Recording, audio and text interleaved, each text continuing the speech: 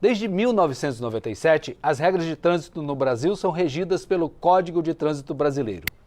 Esse código estabelece normas e condutas que devem ser seguidas por condutores de veículos, pedestres e ciclistas em todo o território nacional.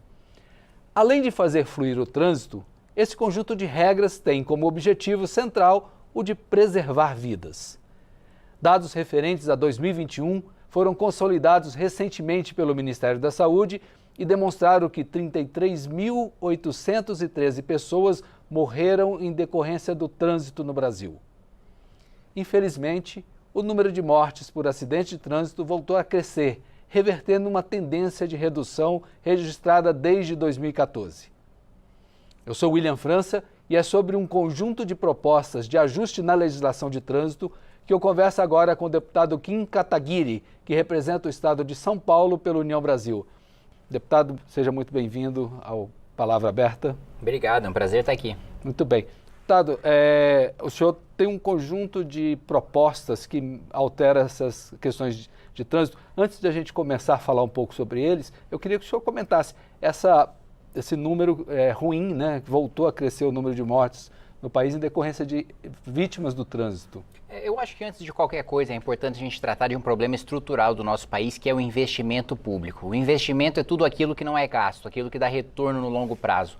O maior exemplo de investimento que a gente tem é a infraestrutura. E nos últimos anos nós tivemos o menor índice de investimento da história do Brasil.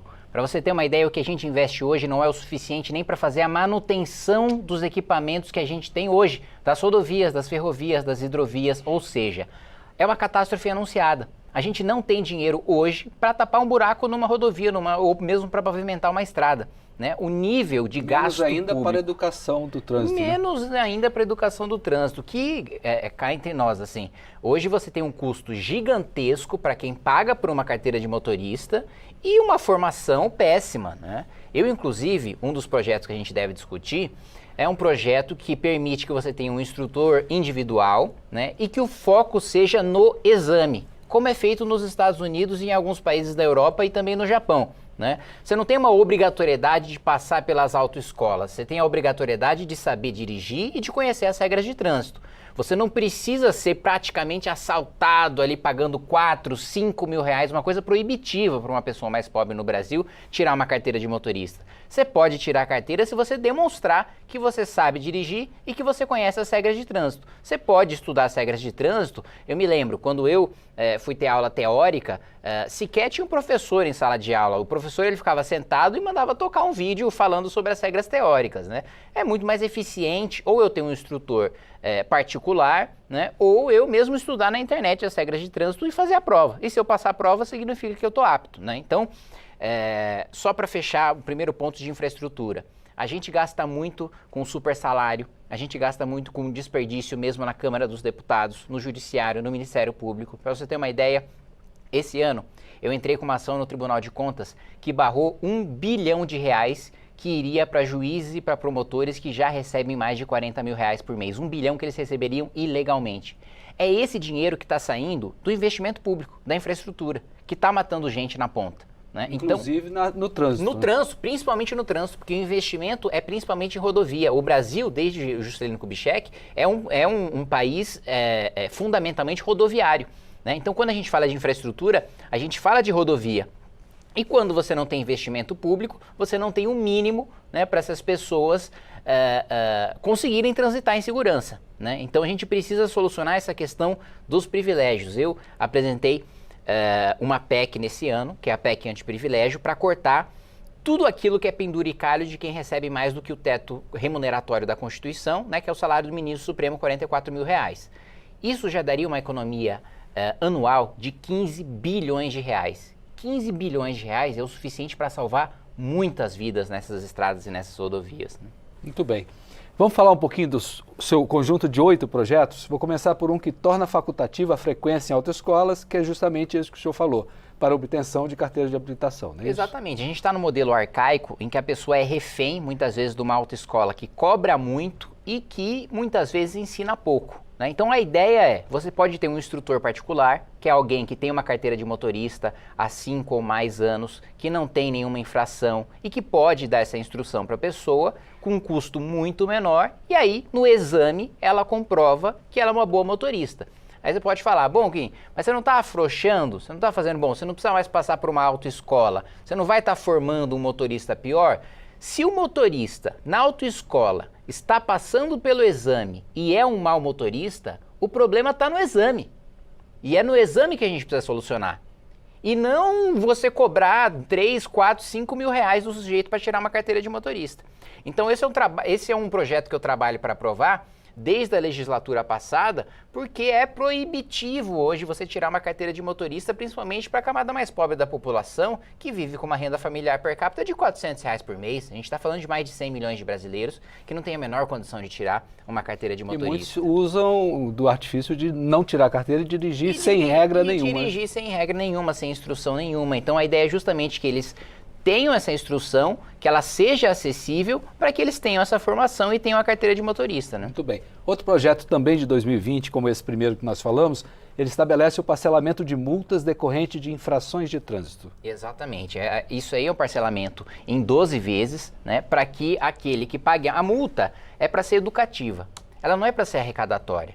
Infelizmente, muitas prefeituras utilizam a multa como um instrumento de caixa para fazer investimento, para pagar salário de professor, e não é para isso que serve a multa. A multa é para educar o motorista a cumprir as regras de trânsito, né? E não é para punir o motorista mais pobre também.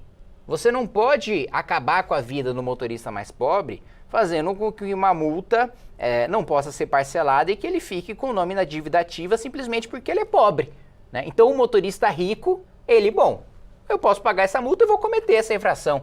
E o motorista pobre fica comprometido pro resto da vida dele, né? E se endivida. A gente sabe do problema de endividamento que a gente tem nas famílias brasileiras. Então a ideia já é difícil para um motorista mais pobre manter um carro, pagar a gasolina.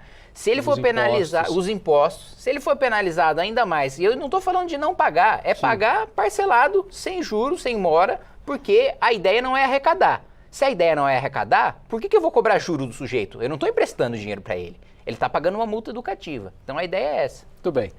Um outro projeto de 2021 que permite a remissão de penalidades quando o infrator doe sangue. Exatamente. Então se você tem uma multa média ou se você tem uma multa leve, o doador de sangue, ele pode abater essa multa, né? Ele pode deixar de pagar essa multa se ele doar sangue. Qual que é a ideia? Os bancos de sangue, principalmente desde a pandemia, estão esvaziados. E banco de sangue esvaziado significa principalmente acidente de trânsito em morte que poderia ser evitada, né? Então, muita gente... Uma coisa está associada à outra, de toda forma. Está diretamente associada à outra, né? Porque uma das coisas que você mais precisa quando você tem um acidente, principalmente um acidente grave, é uma transfusão de sangue. Um outro de 2021, acesso e utilização de direção biotípica no Brasil.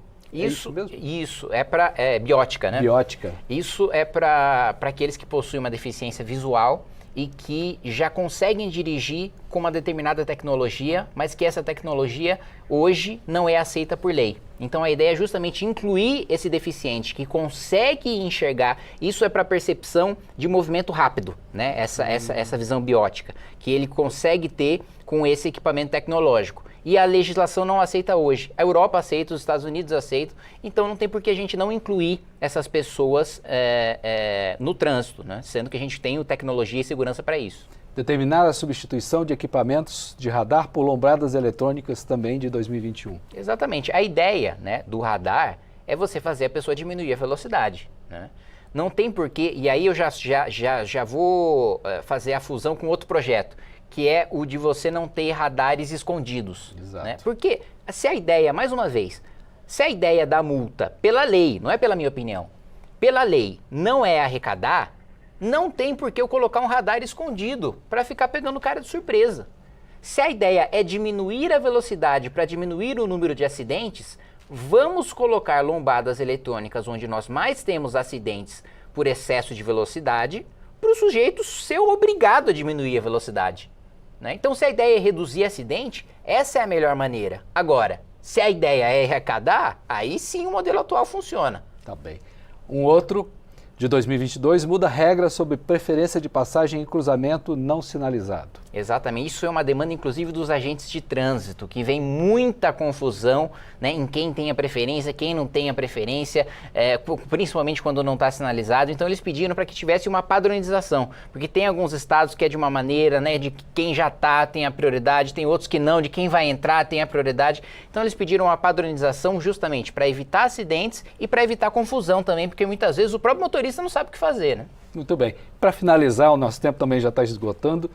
Um último agora de 2023 que veda uma medida de execução que é da apreensão da CNH e do passaporte também, o senhor incluiu o passaporte, e vedação de inscrição em concurso público por medida judicial, não é Exatamente, isso é um absurdo, né? Um juiz, porque você está devendo, a maior parte... É uma regra nova essa, né? O Supremo declarou constitucional por 10-1 recentemente e diz o seguinte, que se você está devendo, um juiz pode tirar a sua carteira de motorista, o seu passaporte e o seu direito a prestar concurso público. Mas peraí, eu estou devendo, eu não cometi um crime. Se eu estou devendo, muitas vezes eu preciso de uma carteira de motorista para prestar um serviço por aplicativo. Eu preciso prestar o concurso para ter renda para pagar a dívida que eu tô devendo. Né? O passaporte, eu posso comprar produto de fora e vender aqui dentro do Brasil. Enfim, eu não sou um criminoso se eu estou devendo. Eu só estou devendo e quero pagar as minhas dívidas. Por que o juiz vai, como se eu fosse um criminoso cumprindo medida cautelar, tirar a minha CNH, né, tirar o meu passaporte, como se eu tivesse risco de fugir do Brasil por causa das minhas dívidas? A maior parte dos brasileiros estão endividados. E você não tira a CNH deles por isso, você não tira o direito deles a prestar concurso público. Gente, me desculpa, mas tem medida cautelar contra homicida e contra estuprador que é mais leve do que isso. Como é que você vai fazer isso com o devedor? Então, para mim, essa medida do Supremo foi absolutamente inconstitucional, foi errada, foi um erro judicial e por isso eu apresentei esse projeto para corrigir. Muito bem. Deputado, desejo sucesso nessa investida sobre a nossa legislação de trânsito.